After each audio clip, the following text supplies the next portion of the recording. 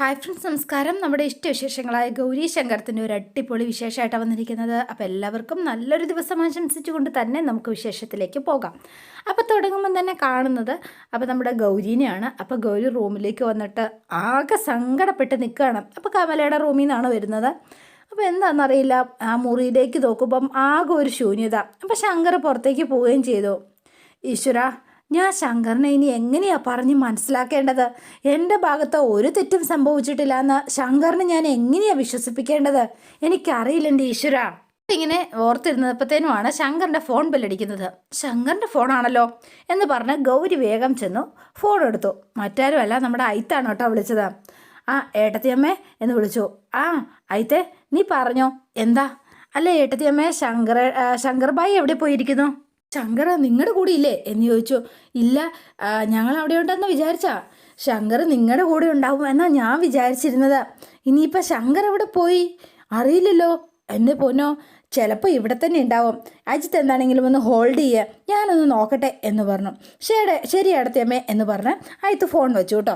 അപ്പോൾ നേരെ ഗൗരി ഈ ഫോണുമായിട്ട് നേരെ താഴേക്ക് ഇറങ്ങി ചെല്ലുകയാണ്. അപ്പോൾ നേരെ നമ്മുടെ ശങ്കറിനെ നോക്കാനാണ് ചെല്ലുന്നത്. അപ്പോൾ വേണ്ട മഹാദേവനും രാധാമണിയും അതുപോലെ തന്നെ നമ്മുടെ മണിമുത്തശ്ശിയും ശേഖരനും എല്ലാവരും അവിടെ ഇരിപ്പുണ്ട് കേട്ടോ. അപ്പോൾ ഇവരെല്ലാവരും ഇവിടെ കണ്ടപ്പോഴത്തേനും മുഖമൊക്കെ തിരിച്ചു പിടിച്ച് ഇങ്ങനെ മുഖമൊക്കെ ഏറ്റിപ്പിടിച്ചിങ്ങനെ നിൽക്കുകയാണ്. അപ്പോഴത്തേനും അവിടെ അങ്ങോട്ടേക്ക് ചെന്നു. അല്ല, ശങ്കറിനെ കണ്ടിരുന്നോ എന്ന് ചോദിച്ചു. അപ്പോൾ അതേ ശൂന്യാകാശത്ത് നോക്കുന്ന പോലെ എല്ലാവരും തെക്കും വടക്കും നോക്കി ഇരിക്കുകയാണ്. അപ്പോൾ മുത്തശ്ശി മണിയടിച്ചു. അപ്പം മുത്തശ്ശി പുറത്തു പോയിന്നാണോ മുത്തശ്ശി പറയണത്? അതെ എന്ന് പറഞ്ഞ് മുത്തശ്ശി ഒന്നുകൂടെ മണിയടിച്ചു. അപ്പോൾ കാര്യം ഗൗരിക്ക് മനസ്സിലായി. മഹാദേവൻ അത് ഇഷ്ടപ്പെട്ടില്ല കേട്ടോ. ആ വേഗം തന്നെ നമ്മുടെ ഗൗരി വീണ്ടും ഐത്തിനെ വിളിച്ചിട്ട്, അതെ ശങ്കർ ഇവിടെ ഇല്ല, പുറത്ത് പോയി എന്നാണ് പറഞ്ഞത് എന്ന് പറഞ്ഞ് ഫോൺ കട്ട് ചെയ്തു. എന്നിട്ട് ഗൗരി അകത്തേക്ക് കയറാൻ തുടങ്ങിയപ്പോഴത്തേനും കമല വന്നിട്ട്, അതെ ഗൗരി, നീ അവിടെ നിന്നേ, നീ ആഹാരം കഴിച്ചില്ലല്ലോ, അതെന്താ? ഇനിയിപ്പോൾ നീ മാത്രമേ കഴിക്കാനുള്ളൂ, വാ വന്ന് കഴിക്കുക എന്ന് പറഞ്ഞു കമല. അപ്പോൾ രാധാമണി അങ്ങോട്ട് വന്നിട്ട്, കമലേ, ചിലപ്പോൾ ഗൗരി കഴിച്ചില്ലെങ്കിലോ? നീ ഒരു കാര്യം ചെയ്യാം, ഇവക്ക് വാരിക്കൊടുക്കാം. ഇവളെ സമയത്ത് ആഹാരം കഴിച്ചില്ലെങ്കിൽ നിനക്കല്ലേ വിഷമം? എന്നാൽ പിന്നെ അത് നടക്കട്ടെ. അപ്പോൾ ഗൗരി കയറി പോകാൻ തുടങ്ങിയപ്പോഴത്തേനും, അങ്ങനെ അങ്ങ് പോയാലോ, നീ അവിടെ നിൽക്ക് എന്ന് പറഞ്ഞ ജോലിക്കാരിയെ കണ്ണുകൊണ്ട് ഇങ്ങനെ കാണിച്ചു കേട്ടോ. അപ്പോൾ ജോലിക്കാരി നേരെ കിച്ചണിലേക്ക് ചെന്നു. ഒരു പാത്രവും ഒരു ഗ്ലാസ്സും എടുത്തുകൊണ്ട് വരികയാണ് ഇവർ. അപ്പോൾ ഇവർ ഒരു പാത്രവും ഗ്ലാസ്സും എടുത്തുകൊണ്ട് വന്നിട്ട് മേഡത്തിൻ്റെ കയ്യിലേക്ക് കൊടുക്കുക. അപ്പോൾ രാധാമണി മേടിച്ചോ എന്ന് പറഞ്ഞു. അപ്പം പാവം ഗൗരി അത് വേഗം മേടിച്ചു കേട്ടോ. പ്ലേറ്റും ഗ്ലാസും സ്പൂണും ഒക്കെ കിട്ടിയത് നിനക്ക് സമയത്ത് ആഹാരം തരും. പിന്നെ നീ മിണ്ടാതെ നിന്റെ മുറിയിലിരുന്ന് കഴിച്ചോണം. നിന്നെപ്പോലെ വിശ്വസിക്കാൻ കൊള്ളാത്തവരെയൊന്നും ഞങ്ങളുടെ കൂടെ ഇരുന്ന് ആഹാരം കഴിക്കാൻ യോഗ്യതയില്ല എന്ന് പറഞ്ഞു രാധാമണി. അപ്പോൾ ഗൗരിക്ക് മനസ്സിലായി. അപ്പോൾ ഇവരെല്ലാവരും ഇങ്ങനെ നിൽക്കുകയാണല്ലോ. അപ്പോൾ മണിമുത്തശ്ശി ഇങ്ങനെ മണി മുഴക്കാണ് കേട്ടോ. അതൊട്ടും ഇഷ്ടപ്പെട്ടില്ല. മണിയണി ഒന്ന് നിർത്തുന്നുണ്ടോ എന്ന് ചോദിച്ചു. അപ്പോൾ ഒന്നുകൂടെ മുഴക്കി. അപ്പോൾ വേഗം തന്നെ ശേഖരൻ കയ്യെ പിടിച്ച് നിർത്തുകയാണ് കേട്ടോ. അപ്പോൾ മഹാദേവൻ നേരെ എഴുന്നേറ്റ് വന്നിട്ട്, അല്ല മരുമോളെ, എൻ്റെ പൊന്നു, നിൻ്റെ അമ്മായിമ്മ പറഞ്ഞ കേട്ടല്ലോ. അപ്പോൾ നമ്മൾ പറഞ്ഞതുപോലെ തന്നെ ഇപ്പം ഇനി മുതൽ അങ്ങനെ തന്നെ അങ്ങ് ചെയ്തോണം. അങ്ങനെ തന്നെ അങ്ങ് ചെയ്താൽ മതി. അപ്പോൾ ഗൗരി ഇങ്ങനെ നോക്കുകയാണ്. അയ്യോ, അമ്മായിയപ്പനെ മോളിങ്ങനെ നോക്കി പേടിപ്പിക്കല്ലേ. ഇങ്ങനെ നോക്കിയാലേ നിൻ്റെ ഈ രണ്ട് ഉണ്ണക്കണ്ടും നിൻ്റെ അമ്മായിയപ്പ ചൂഴ്ന്നെടുക്കും. അത് നിനക്കറിയോ എന്ന് ചോദിച്ചു. അപ്പോൾ ഗൗരിക്ക് കാര്യമൊക്കെ മനസ്സിലായി. ഇവർ കച്ച കെട്ടി ഇറങ്ങിയിരിക്കുകയാണെന്ന് മനസ്സിലായോ? നിനക്ക് മനസ്സിലായോടി എന്ന് ചോദിച്ചു. അപ്പോൾ രാധാമണി ഇങ്ങനെ നിൽക്കുക, മിണ്ടാണ്ട് കിട്ടണത് വാങ്ങിച്ചിട്ട് മര്യാദയ്ക്ക് ഒരിടത്തിരുന്നോണം. അതാണ് നിനക്കിനിയുള്ള ശിക്ഷ. നിനക്ക് ഇനി ഈ ലോകത്ത് നിനക്ക് ഇവിടെ ഇരിക്കാൻ യോഗ്യതയില്ല. ഒരു കസേര ഈ വീട്ടിലില്ലാത്തത് കൊണ്ടാണ് ഇവിടെ നിർത്തണത്. അല്ലാണ്ടേ നിന്നെപ്പോലെ ഒരു പെരുങ്കള്ളിയെ ഞങ്ങൾ അംഗീകരിച്ചത് കൊണ്ടൊന്നുമല്ല. അത് മനസ്സിലാക്കിക്കോ. ഞാൻ കള്ളിയല്ല. സത്യം മനസ്സിലാക്കാതെ നിങ്ങൾ എന്നോട് പെരുമാറുന്നത് കാണുമ്പോൾ ശരിക്കും പറഞ്ഞാൽ എനിക്ക് നിങ്ങളോട് സഹതാപമാണ് തോന്നുന്നത്. അയ്യോ കഷ്ടം. ഒരു തെറ്റും ചെയ്തിട്ടില്ല എന്ന് ഞാൻ എത്ര തവണ പറഞ്ഞു. എന്നിട്ടും നിങ്ങൾ എന്നോട് പെരുമാറുന്ന രീതി, ഈ കുറ്റപ്പെടുത്തൽ, ശരിക്കും പറഞ്ഞാൽ നിങ്ങൾക്ക് ഒരിക്കലും എന്നെ മനസ്സിലാക്കാൻ കഴിയില്ല. അത് നിങ്ങളുടെ പ്രശ്നമാണ്, അത് എൻ്റെ പ്രശ്നമല്ല. അത് പറഞ്ഞിട്ട് ഒരു കാര്യമില്ല. ഇത്രയൊക്കെ ചെയ്തു കൂട്ടിയിട്ടും എതിർത്ത് സംസാരിക്കുന്നോ നിന്നെ ഞാൻ എന്ന് പറഞ്ഞ് രാധാമണി തങ്കച്ചി നമ്മുടെ ഗൗരിയുടെ നേരെ കൈ അങ്ങ് ഉയർത്തി. കൈക്ക് കറി അങ്ങ് പിടിച്ചു ഗൗരി. നീ ഒരിക്കലും എൻ്റെ നേരെ കൈ ഉയർത്തരുത്, മനസ്സിലായോ എന്ന് ചോദിച്ചു. ദേ എനിക്ക് അമ്മയോടുള്ള ബഹുമാനം അമ്മയായിട്ട് ഇല്ലാണ്ടാക്കരുത്. ഇപ്പം കാര്യങ്ങളൊക്കെ വ്യക്തമായി കാണുമല്ലോ എന്ന് ചോദിച്ചു ഗൗരി. എന്നെയും എൻ്റെ അച്ഛനെയും എന്നെ ഈ വീട്ടിൽ വെച്ച് നിങ്ങൾ അപമാനിച്ചു. അപമാനിക്കാവുന്നതിൻ്റെ അങ്ങേയറ്റത്തെ അപമാനം. എന്നിട്ട് ഞാനോ എൻ്റെ അച്ഛനോ ഇന്ന് വരെ നിങ്ങളോട് ഒന്നും പറഞ്ഞിട്ടില്ല. അതിനർത്ഥം ഞാൻ തെറ്റ് ചെയ്തു എന്നോ ആ തെറ്റിന് നിങ്ങൾ തന്ന ശിക്ഷ ശരിയാണോ എന്നല്ല. അത് നിങ്ങൾ ആദ്യം മനസ്സിലാക്കണം എന്ന് പറഞ്ഞു. പിന്നെ ഇവിടം കൊണ്ട് എല്ലാം നിർത്തിക്കോ, അതായിരിക്കും എല്ലാവർക്കും നല്ലത്.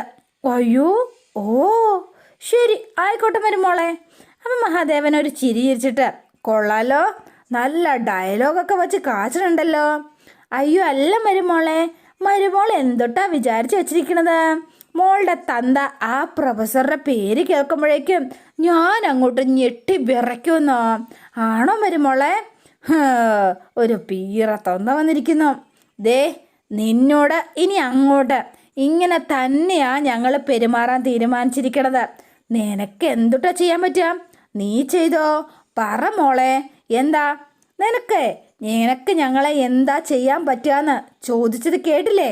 അപ്പം ഗൗരി കുറച്ചു നേരം നിന്നിട്ട് ഞാൻ കൊണ്ടുപോയി കേസ് കൊടുക്കും എന്ന് പറഞ്ഞു. അയ്യോ കഷ്ടം, ജുജു എന്നൊക്കെ പറഞ്ഞൊരു കളിയാക്കൽ.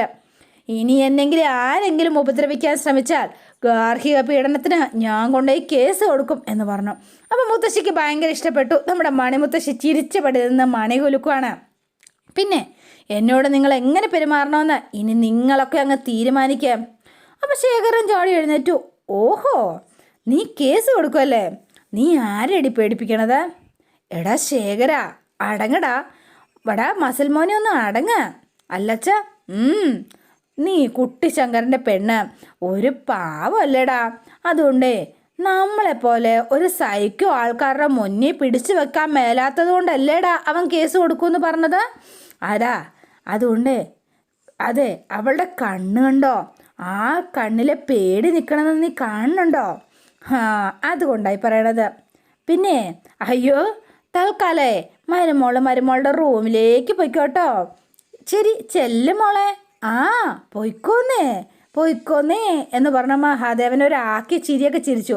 അപ്പോൾ പാത്രവും ഗ്ലാസും ജോലിക്കാരുടെ കയ്യിലേക്ക് കൊടുത്തിട്ട് ഗൗരി റൂമിലേക്ക് കയറിപ്പോയി. അപ്പോഴേക്ക് രാധ അങ്ങ് വന്നിട്ട്, നിങ്ങൾ കണ്ണില്ലേ, കേസ് കൊടുക്കുമെന്ന് നിങ്ങളുടെ മുന്നിൽ വെച്ചല്ലേ അവള് പറഞ്ഞത്. എന്നിട്ട് നിങ്ങളത് ചിരിച്ചു കളഞ്ഞില്ലേ മനുഷ്യ? എന്ത് പരിപാടിയാ അച്ഛൻ എന്തൊട്ടായി പറയണത്? ഇപ്പം നമ്മൾ അവളുടെ മുന്നിൽ തോറ്റുപോയതുപോലെ ആയില്ലേ എന്ന് ചോദിച്ചു ശേഖരൻ. അപ്പം എന്നിട്ട് ഒറ്റ ചിരിയാണ് മഹാദേവൻ. അവളുടെ സമയം അടുത്തു എന്നാ ഞാൻ പറഞ്ഞത്. മനസ്സിലായോ നിനക്ക്? അവളെ ഇനി ഞാൻ കാണിച്ചു കൊടുക്കാം. മനസ്സിലായോ രാധേ എന്ന് ചോദിച്ചു. അപ്പോൾ കമലയ്ക്ക് ആകെ സങ്കടമായിട്ടോ. ഇവരെന്താ കാണിക്കാന്നറിയില്ലല്ലോ. അരി എത്തിയെന്ന്, അതായത് വായ്ക്കരി ഇടാൻ സമയമായി എന്നാണ് മഹാദേവൻ ഉദ്ദേശിച്ചത്. അണയാൻ പോയ വിളക്കല്ലേ, കുറച്ചേ ആളി അങ്ങ് കത്തട്ടെ എന്ന് പറഞ്ഞു. അപ്പം മുത്തശ്ശി ഒന്ന് മണി അടിച്ചു കേട്ടോ. മുത്തശ്ശിക്ക് പേടിയാണ്, പാവം അങ്ങനെ ഇരിക്കുകയാണ്. പിന്നെ നമ്മൾ കാണുന്നത് നമ്മുടെ ആരതിനെയും മുത്തശ്ശിനെയും വേണീനെയാണ്. അപ്പം മുത്തശ്ശി വേണിയോട്ടിരുന്ന് ചായ കുടിക്കുന്നു, ആരതി പഠിക്കുകയാണ്. അപ്പം നന്ദിനിയമ്മ അങ്ങ് വന്നിട്ട്, ആരതി എന്താ നീ ഇവിടെ ചെയ്യണത്? എനിക്ക് പെൻഡിങ് നോട്ട്സ് എഴുതാറുണ്ടമ്മേ. എന്താമ്മേ എന്ന് ചോദിച്ചു. നീ ഒന്നിങ്ങ് വന്നേ. അമ്മ കാര്യം എന്താന്ന് പറ. ശ്യാമേട്ടൻ്റെ ഷർട്ട് ഒന്ന് അയൺ ചെയ്യണം, നീ ഒന്ന് വാ. ഒരു 10 മിനിറ്റത്തെ കാര്യമല്ലേ ഉള്ളൂ എന്ന് ചോദിച്ചു. നന്ദിനിയമ്മേ, ആരതി പഠിക്കല്ലേ, അവൾ പഠിച്ചോട്ടെ. അതെ ആരതി, നീ ഇരുന്ന് പഠിച്ചോ, ഷർട്ട് ഞാൻ അയൺ ചെയ്ത് തരാം എന്ന് പറഞ്ഞു വേണി വേഗം എഴുന്നേറ്റു. അപ്പം മുത്തശ്ശിയും ആരതി ഞെട്ടി. അപ്പോൾ ഒരു വാവൊളിഞ്ഞിങ്ങനെ നോക്കാട്ടോ, വേണി തന്നെയാണോ എന്നറിയാത്ത മട്ടിൽ. ഇതെന്താ എല്ലാവരും എന്നെ ഇങ്ങനെ തുറച്ചു നോക്കണത്? എന്തു പറ്റി? ഞാൻ പറഞ്ഞതിൽ എന്തെങ്കിലും തെറ്റുണ്ടോ? ഒന്നുമില്ല മോളെ എന്ന് പറഞ്ഞു മുത്തശ്ശി. മോള് പറഞ്ഞതാ ശരി, പഴയതൊക്കെ വെറുതെ ഒന്ന് ആലോചിച്ച് പോയതാ, അത്രയേ ഉള്ളൂ. വേണ്ട മോളെ, വേണി മോള് പണിയൊന്നും എടുക്കണ്ട. മോക്കിതൊന്നും ശീലമില്ലാത്തതല്ലേ. അല്ല, എന്നെക്കൊണ്ട് ചെയ്യാൻ കഴിയണ ചെറിയ ചെറിയ ജോലികൾ ചെയ്യണതുകൊണ്ട് എന്തിട്ടാ നന്ദിനിയമ്മയെ കുഴപ്പം? ഒരു കുഴപ്പമില്ല. എനിക്കിതൊക്കെ സന്തോഷമുള്ള കാര്യമാണ് നന്ദിനിയമ്മേ. അതുകൊണ്ട് നന്ദിനിയമ്മ വിഷമിക്കണ്ട. അങ്ങനെയാണെങ്കിൽ ശ്യാമിൻ്റെ ഷർട്ട് അവൾ അയൺ ചെയ്തോട്ടെ, അതിനിപ്പോൾ എന്താ പ്രശ്നം എന്ന് ചോദിച്ചു. അപ്പോൾ വേഗം ചിരിയൊക്കെ വന്നോട്ടെ. വേണിക്ക് ഭയങ്കര സന്തോഷമായി. മോൾ അയൺ ചെയ്ത് കഴിഞ്ഞ ശേഷം അയൺ ചെയ്ത് ഷർട്ട് മടക്കി നേരെ മുറിയിൽ വെച്ചിരുന്നാൽ മതി. ശരി നന്ദിനിയമ്മേ എന്ന് പറഞ്ഞു. അപ്പോൾ പോകാൻ തുടങ്ങിയപ്പം ശ്യാമേട്ടൻ കുളിക്കാൻ കയറിയിട്ടേ ഉള്ളൂ. പതുക്കെ സമാധാനമായിട്ട് ചെയ്താൽ മതി. വെപ്രാളമൊന്നും വേണ്ട കേട്ടോ. എൻ്റെ നന്ദിനിയമ്മേ, ഒരു ഷർട്ട് തേക്കുന്ന കാര്യമല്ലേ, നന്ദിനിയമ്മ ധൈര്യമായിട്ട് വെക്കോ. പ്രൊഫസറുടെ ഷർട്ട് തേച്ച് അയൺ ചെയ്ത് നല്ല സെറ്റായിട്ട് വെക്കുന്ന കാര്യം ഞാൻ ഏറ്റു എന്ന് പറഞ്ഞ് വേണി ചിരിച്ച് സന്തോഷിച്ച് അങ്ങ് പോയി കേട്ടോ. അപ്പോൾ എല്ലാവർക്കും ഭയങ്കര സന്തോഷമായി. അപ്പോൾ വേണി നിന്ന് ഈ അയൺ ചെയ്യണം. അപ്പോൾ ആരതി നമ്മുടെ ആദർശിനെ വിളിച്ചുകൊണ്ട് വന്ന് ഈ മനോഹരമായ കാഴ്ച കാണിച്ചു കൊടുക്കുകയാണ്. അപ്പോൾ ആദർശ് ഞെട്ടിത്തരിച്ച് ഭിത്തിയെ ചാരി നിന്ന് നോക്കുകയാണ്. ഇത് വേണി തന്നെയാണോ? അപ്പോൾ വിശ്വസിക്കാനേ പറ്റിയില്ല. ആദർശേട്ടാ, നമ്മുടെ വേണി ചേച്ചിക്ക് എന്താ ഇത്ര പെട്ടെന്നൊരു മാറ്റം ഉണ്ടായത്? ഇതൊരു കിടു സർപ്രൈസായി പോയല്ലോ. എന്താ മോളെ ആരതി? കടലിൻ്റെ ആഴം അളക്കാൻ പറ്റില്ല എന്ന് പറഞ്ഞ പോലെ വേണി. മനസ്സിലാക്കാൻ കുറച്ച് ബുദ്ധിമുട്ടാണ്. നമ്മൾ ചിന്തിക്കുന്നതിൻ്റെ നേരെ ഓപ്പോസിറ്റ് ആയിരിക്കും അവൾ എപ്പോഴും പ്രവർത്തിച്ചുകൊണ്ടിരിക്കുക. അതാണ് വേണി ചേട്ടി. അൺപ്രഡിക്റ്റബിൾ ആണ്. അപ്പോൾ ഇവർ രണ്ടുപേരും ഇങ്ങനെ നോക്കി നിൽക്കുന്ന കണ്ടിട്ട് നമ്മുടെ വേണി അന്നേരം അങ്ങോട്ട് നോക്കുക കേട്ടോ. ആഹാ ആരതി, നിനക്ക് പഠിക്കാനുണ്ടെന്നല്ലേ നീ പറഞ്ഞത്? അതെ. ആഹാ, എന്നിട്ട് എന്നാ പോയിരുന്ന് പഠിക്കുന്നേ? നീ എന്ത് കണ്ടോണ്ട് നിൽക്കുക? പട്ടുപാവാടക്കാരിയെ, പഠിച്ച് നല്ല ജോലിയൊക്കെ വാങ്ങിച്ചാലേ നല്ലൊരു ചെക്കൻ വന്ന് നിന്നെ കെട്ടിക്കൊണ്ട് പോവുള്ളൂ കേട്ടോ, മനസ്സിലായോ? എന്നിട്ട് നോക്കിയിട്ട് വല്ല ഡോക്ടറും വന്ന് കെട്ടിക്കൊണ്ട് പോകണമെങ്കിലേ നല്ല പഠിപ്പ് വേണം കേട്ടോ എന്നൊരു താങ്ങൂടെ താങ്ങി നമ്മുടെ വേണി. അപ്പം നോക്കി നിൽക്കുക. എന്തേ വേണ്ടേ ആരതി? വേണം. എന്നാ പിന്നെ ചെല്ല്, നീ ചെന്നിരുന്ന് പഠിക്കുക. എന്നാ മോള് പോ. അപ്പോൾ വേഗം തന്നെ ആരതി അപ്പുറത്തേക്ക് പോയി. അപ്പം കുറച്ച് നേരം നമ്മുടെ നോക്കി നിന്നു ആദർശ്. അതിനുശേഷം ആദർശ് പോകാൻ തുടങ്ങിയപ്പം, ഹായ്, നിങ്ങൾ എങ്ങോട്ടാണ് മനുഷ്യായി പോണത് എന്ന് ചോദിച്ചു. അല്ല, നിങ്ങളിങ്ങോട്ട് വന്നേ. അപ്പോൾ വേഗം തന്നെ ആദർശ് കുഞ്ഞുകുട്ടികൾ പോണ പോലെ അങ്ങോട്ടേക്ക് ചെല്ലുകയാണ് നമ്മുടെ വേണിയുടെ അടുത്തേക്ക്. നിങ്ങൾ ഇവിടെ തന്നെ നിന്നോ, എന്നിട്ട് ഞാൻ ഷർട്ട് തയ്ക്കുന്നത് നിങ്ങൾ വെറുതെ ഇവിടെ നിന്നൊന്ന് നോക്കി നിൽക്കുന്നേ. നിങ്ങൾ എന്നെ ഇങ്ങനെ നോക്കി നിൽക്കുന്നത് എനിക്ക് ഭയങ്കര ഇഷ്ടമാണ് എന്നൊക്കെ പറഞ്ഞ് ഭയങ്കര ഹാപ്പി ആള്. പിന്നെ ഞാൻ അങ്ങോട്ട് നോക്കണില്ല കേട്ടോ. നിങ്ങൾ അവിടെ ഉണ്ട് എന്ന് പോലും ഞാൻ ചിന്തിക്കണില്ല. എന്താ? അതെ, ഞാൻ കാണാണ്ട് നിങ്ങൾ എന്നെ ഇങ്ങനെ നോക്കി രസിക്കണം. അതൊക്കെ എനിക്ക് ഭയങ്കര സന്തോഷം കേട്ടോ. ഈ സിനിമയിലൊക്കെ നായികമാരും നായകനും ഒക്കെ നോക്കി നിൽക്കണ കണ്ടിട്ടില്ലേ? നിങ്ങളും അങ്ങനെ എന്നെ ഒന്ന് നോക്കി നിന്നേ. അപ്പോൾ ആദർശ് ഭയങ്കര റൊമാൻറ്റിക്കായിട്ട് വേണി ഇങ്ങനെ നോക്കി നിൽക്കുക കേട്ടോ. വേണിയുടെ ഈ കുട്ടിത്തരമൊക്കെ നമ്മുടെ ആദർശിന് ഇഷ്ടമാണ് താനും. അപ്പോൾ നമ്മുടെ ശ്യാം സാറിനെയാണ് കാണുന്നത്. അപ്പോൾ ശ്യാം സാർ റൂമിലിരിക്കുകയാണ്. അപ്പോൾ നന്ദിനി അമ്മ അങ്ങോട്ടേക്ക് വന്നു. ശ്യാമേട്ടാ, ദേ ഷർട്ട് കണ്ടോ എന്ന് ചോദിച്ചു. അതെന്താ, അതിനിപ്പോൾ എന്താ പ്രത്യേകിച്ച്? അല്ല, ഇതെന്താ പ്രത്യേകിച്ച് നോക്കാതിരിക്കുന്നത്? ഒന്ന് നോക്ക്. ഈ ഷർട്ട് അയൺ ചെയ്ത് ആരാണെന്നറിയോ? വേണിമോള. ഞാൻ നിർബന്ധിച്ചിട്ടൊന്നും അല്ല കേട്ടോ, സ്വന്തമായിട്ട് അവൾക്ക് തോന്നിയിട്ട് ചെയ്തതാ. അപ്പോഴത്തേനും ശ്യാമ തട്ടിക്കയറുവാണ്. എന്തായി ചെയ്തു വെച്ചിരിക്കണത്? ഇങ്ങനെയാണോ ഷർട്ട് അയൺ ചെയ്ത് വെക്കേണ്ടത്? തനിക്ക് സൗകര്യമില്ലായിരുന്നെങ്കിൽ താൻ ചെയ്യണ്ടായിരുന്നല്ലോ. എന്തിനാ അവളെ ഏൽപ്പിക്കാൻ പോയത്? ഇതേ കണ്ടില്ലേ, ചുളിവൊന്നും പോയിട്ടില്ല. എനിക്കിത് കണ്ടിട്ട് കുഴപ്പമൊന്നും തോന്നിയിട്ടില്ലല്ലോ. നന്നായിട്ട് തന്നെയാണ് അവൾ അയൺ ചെയ്തിരിക്കുന്നത്. അത് താനാണോ തീരുമാനിക്കുന്നത് നന്ദിനി? എന്തൊട്ടാ ഇവിടെ ബഹളം എന്ന് ചോദിച്ച് വേണി അങ്ങോട്ടേക്ക് ചെല്ലുകയാണ്. അല്ല പ്രൊഫസറെ, എന്താ പ്രശ്നം എന്ന് ചോദിച്ചു. എന്നിട്ട് ഭയങ്കര ഹാപ്പി ആയിട്ട് ആ പുള്ളിയകത്ത് കയറി ചെല്ലുന്നത്. ഞാനും നന്ദിനിയും തമ്മിൽ പല പ്രശ്നം ഉണ്ടാവും. അതിനിടയ്ക്ക് നീ കയറി വരേണ്ട കാര്യം എന്താ? നിന്നെ ഇപ്പം ആരെങ്ങോട്ട് വിളിച്ചത് എന്ന് ചോദിച്ച് പ്രൊഫസർ ഒച്ചയിട്ടു കേട്ടോ. അപ്പോഴത്തേനും നമ്മുടെ ആദർശവും മുത്തശ്ശിയും ആരതിയും എല്ലാവരും കൂടെ വന്നു. എന്താ ശ്യാമേ, നീ എന്തിനാ ഇങ്ങനെ ബഹളം വെക്കുന്നത്? എന്താടാ പറ്റിയത് എന്ന് ചോദിച്ചു. അപ്പോൾ ഇവർ 3 പേരോട് അകത്തേക്ക് കയറി വന്നു. അച്ഛൻ എന്ത് പറ്റി? അപ്പോൾ വേണിയോട് ഉടനെ ആദർശ് ചോദിക്കുക. വേണി, നീ അച്ഛനോട് എന്താ പറഞ്ഞത്? എൻ്റെ പൊന്ന് ആദർശേട്ടാ, ഞാൻ പ്രൊഫസറോടൊന്നും പറഞ്ഞിട്ടില്ല. ശരിക്കും പറഞ്ഞാൽ ആദർശിൻ്റെ ഈ സ്വഭാവം കാണുമ്പം ഒരെണ്ണം അങ്ങോട്ട് കൊടുക്കാനാണ് തോന്നുന്നത് കേട്ടോ. എന്തിനും ഏതിനും വേണി കുറ്റം പറയുകയാണ്. ആദ്യം കാര്യം അറിയുന്നതിന് മുൻപ് വേണി ആദ്യം വഴക്ക് പറയുക എന്നുള്ളത് ആദർശിൻ്റെ ഒരു ശീലമായി മാറിക്കഴിഞ്ഞിരിക്കുന്നു കേട്ടോ. അപ്പോൾ ശരിക്കും പാവം വേണി ഇതിനകത്ത് ഒരു തെറ്റും ചെയ്ത ആളല്ല. അപ്പോൾ ആദർശം ഒന്നിങ്ങനെ ചോദിക്കുകയാണ്. അപ്പം വേണി ഇങ്ങനെ പറഞ്ഞു, പ്രൊഫസർ എന്തൊട്ടിനാണ് ഇങ്ങനെ വയലൻ്റ് ആവണമെന്ന് എനിക്കറിയില്ല. അപ്പോൾ പ്രൊഫസർ വേഗം, നിനക്കറിയില്ലേ എന്ന് ചോദിച്ചു. ഒരു ഷർട്ട് അയൺ ചെയ്യാൻ പോലും അറിയില്ലാത്ത നിന്നെയൊക്കെ എന്താ, നിൻ്റെ അച്ഛനും അമ്മയൊക്കെ നിന്നെ ഇങ്ങനെയാണോ പഠിപ്പിച്ചത്? അപ്പോൾ ഇവരെല്ലാവരും സ്റ്റക്കായിട്ട് നിൽക്കുക. ഇതെന്താ ഇയാൾ ഇങ്ങനെ പറയണത്? ഒരു നിസ്സാര കാര്യം പോലും നിനക്ക് ചെയ്യാനറിയില്ല. എന്നിട്ട് മരുമക്കളെ ഒരു വീട്ടിലെ ജോലി കണ്ടും കേട്ടും പഠിച്ചും മനസ്സിലാക്കണം. അതിനൊക്കെ നിനക്കെവിടെയാ സമയം? നീ എന്നോട് ശബ്ദം ഉയർത്തി സംസാരിക്കുമോ? നീ പറ എന്താ? അപ്പം മുത്തശ്ശിക്കൊന്നും മനസ്സിലാകാതെ ഇങ്ങനെ നോക്കുക കേട്ടോ. ഇനി ഈ വീട്ടിൽ നിന്റെ ശബ്ദം ഉയർന്ന ഈ പ്രൊഫസർ ശ്യാമപ്രസാദ് ആരാണെന്ന് നീ അറിയും. നിന്റെ മുഖം കാണുമ്പോൾ ഈ ഷർട്ട് എടുത്ത് നിന്റെ മുഖത്തേക്ക് എറിയാൻ എനിക്ക് തോന്നണത് എന്ന് പറഞ്ഞു. അപ്പോൾ എല്ലാവരും ഇങ്ങനെ നിൽക്കുകയാണ് സ്റ്റക്കായിട്ട്. നിന്നെ ഇനി എൻ്റെ കണ്ണിന് മുന്നിൽ കണ്ടുപോകരുത്, പോ, എൻ്റെ മുന്നിൽ നിന്ന് പോവാനാണ് പറഞ്ഞത് എന്ന് പറഞ്ഞു. അപ്പോൾ ഇവരെല്ലാവരും ഇങ്ങനെ നിൽക്കുകയാണ്. അപ്പം വേഗം തന്നെ വേഗം ഇറങ്ങി പുറത്തേക്ക് പോയി കേട്ടോ. അപ്പം മുത്തശ്ശി അങ്ങോട്ട് ചെന്നിട്ട്, ശ്യാമേ, നീ എന്തൊക്കെയാണ് ഈ പെങ്കൊച്ചിനോട് വിളിച്ചു പറഞ്ഞത്? മുത്തശ്ശി, അച്ഛൻ ഇത്രയ്ക്ക് ദേഷ്യപ്പെടണമെങ്കിൽ അവൾ എന്തോ പണിയൊപ്പിച്ചു എന്നുള്ള കാര്യം ഉറപ്പാ എന്ന് പറഞ്ഞു ആദർശ്. ആദർശേ, നീ വെറുതെ കുറ്റം പറയല്ലേ. വേണിയുടെ ഭാഗത്ത് ഈ കാര്യത്തിൽ ഒരു തെറ്റും പറയാനില്ല. അവക്കറിയാവുന്നതുപോലെ അവൾ ചെയ്തു. വേണി ചേച്ചിയുടെ സ്വഭാവം അച്ഛൻ അറിയാലോ എന്നിങ്ങനെ നാരദി പറഞ്ഞപ്പോൾ വേഗം തന്നെ, നീ മിണ്ടരുത്, നിനക്കെന്തറിയാം? എന്നെയൊന്നും ആരും പറഞ്ഞൊന്നും മനസ്സിലാക്കാൻ നോക്കണ്ട, എനിക്കറിയാം എന്ത് ചെയ്യണമെന്ന്. ക്ഷമിക്കുകയും സഹിക്കുകയും ചെയ്യുന്നവർ വീണ്ടും വീണ്ടും ചവിട്ടിത്താത്തുന്ന ലോകമായത് അറിയോ നിങ്ങൾക്ക്? അങ്ങനെയുള്ള മനുഷ്യരെവിടെയുള്ളത്? അവരെയൊന്നും മനുഷ്യരല്ല, മൃഗങ്ങൾ. അപ്പം എന്തോ പിച്ചും പേയും പറയണ പോലെ പറയുകയാണ് കേട്ടോ. അവർക്കിടയിൽ ഹോമിക്കപ്പെട്ടു പോയാൽ നമുക്ക് ഒരിക്കലും രക്ഷപ്പെടാനേ പറ്റില്ല എന്ന് പറഞ്ഞ് ശ്യാം എഴുന്നേറ്റ് പുറത്തേക്ക് പോയി കേട്ടോ. ശ്യാമേട്ടാ, മാറണം അങ്ങോട്ട് എന്നൊക്കെ പറഞ്ഞ് ദേഷ്യത്തിലാണ് പോണത്. അപ്പോൾ ഇങ്ങനെ കുറേ നേരം എല്ലാവരും ഇങ്ങനെ സ്റ്റക്കായി നിന്നു. അമ്മേ, ഇതെന്താ ശ്യാമേട്ടൻ ഇങ്ങനെ എന്ന് ചോദിച്ചു. നിങ്ങളാരും ഇപ്പം തൽക്കാലം അവനോട് ഒന്നും സംസാരിക്കേണ്ട, ഞാൻ സംസാരിക്കാം എന്ന് പറഞ്ഞ് നേരെ മുത്തശ്ശി അങ്ങോട്ടേക്ക് ചെല്ലുകയാണ് കേട്ടോ, ശ്യാമിൻ്റെ അടുത്തേക്ക്. മോനെ ശ്യാമേ, നീ എന്താണ് ഇങ്ങനെയൊക്കെ മാറിയത്? നീ എപ്പോഴാണ് മാറിയത്? വാക്കുകൊണ്ടോ പ്രവൃത്തി കൊണ്ടോ ഒരാളെ പോലും വേദനിപ്പിക്കാൻ ആഗ്രഹിക്കാത്ത ആളാണ് നീ. എന്നിട്ട് ആ ശ്യാമിനെ എവിടെയാ മോനെ നിനക്ക് നഷ്ടപ്പെട്ടത്? എന്താ നിനക്ക് പറ്റിയത്? മുമ്പ് ഈ വീട്ടിൽ എന്തൊക്കെ പ്രശ്നങ്ങൾ വേണ്ടിയുണ്ടാക്കിയിട്ടുണ്ട്. ഞാൻ അവളോട് വഴക്കിട്ടിട്ടുണ്ട്. പക്ഷേ അപ്പോഴും നീ എന്നോട് സമാധാനിപ്പിക്കുക ചെയ്തത്. നീ ഓർക്കുന്നുണ്ടോ?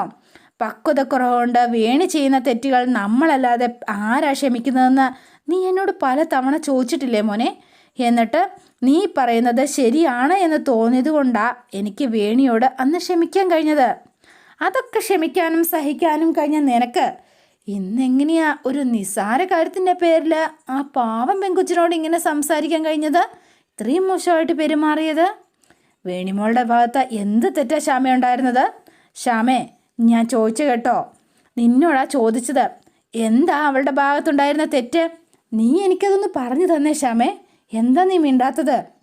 അപ്പം കരയാണ് കേട്ടോ. മോനെ, എന്താടാ, എന്ത് പറ്റി നിനക്ക് എന്ന് ചോദിച്ചു അമ്മ. അമ്മേ, എനിക്കറിയില്ലമ്മേ, എൻ്റെ ഗൗരി എന്ത് തെറ്റാമ്മേ ചെയ്തത്? അവൾ എൻ്റെ മോള് ചാരങ്ങാട്ടുകാരെ എന്തൊക്കെ ചെയ്യുന്നു? അവളെ ചോദിക്കാനായിട്ട് ആരെങ്കിലും ഉണ്ടോ? ഇല്ലല്ലോ. യാതൊരു തെറ്റും ചെയ്യാതെ ഞാനും എൻ്റെ മോളും എത്രയോ അപമാനിതരാകുക, എപ്പോഴും അപമാനിക്കപ്പെട്ടുകൊണ്ടേയിരിക്കുക. എൻ്റെ മോളെ എൻ്റെ കണ്ണിൻ്റെ മുന്നിൽ വെച്ച് അപമാനിക്കുമ്പോൾ പോലും നിസ്സഹായനായിട്ട് എനിക്ക് നോക്കി നിൽക്കേണ്ടി വരും അമ്മേ. എനിക്ക് സഹിക്കാൻ പറ്റണില്ല. ഞാനും ഒരു മനുഷ്യനല്ലേ.